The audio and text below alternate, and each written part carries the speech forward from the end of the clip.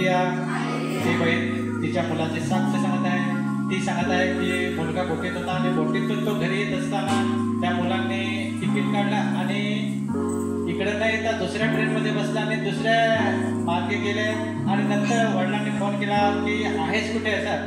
मग त्या मुलाने सांगितलं काय अमुक नावाचं स्टेशन आहे सर.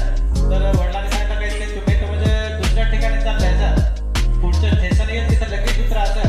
मग ते लगेच उतरले आणि मग उरला ह्या ठिकाणी ते होते. मग विलास लगेच त्याच्या वडिलांनी फोन केला सेटला की अमुक ठिकाणीमध्ये आहे तसं. तर लगेच मग ह्याच्या वडिलांनी त्याने सांगितलं काय तिथे या आणि ट्रेनला बसा. तर मग त्यांना म्हणजे दुसरे माणूस होते दोघे, ते पण त्या ट्रेननी पुढे गेलेले. त्यांना पण वसईला येत होतं तर ते वसईला नाही येतात, ते पण दुसऱ्या ट्रेनमध्ये बसलेले आहेत. तर चारही जण म्हणजे एकत्र झाले आणि नंतर दोन होते त्यांनी सांगितलं काय आमच्याबरोबर चला आम्ही तुम्हाला पुढे सोडवू सर.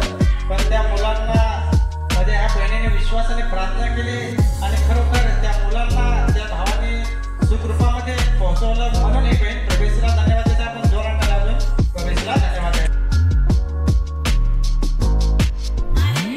बहिणीची शब्दाची साक्ष आहे. त्या बहिणीचं संपूर्ण भरपूर दुखत होतं, आता असं गळून सारखं करत होतं.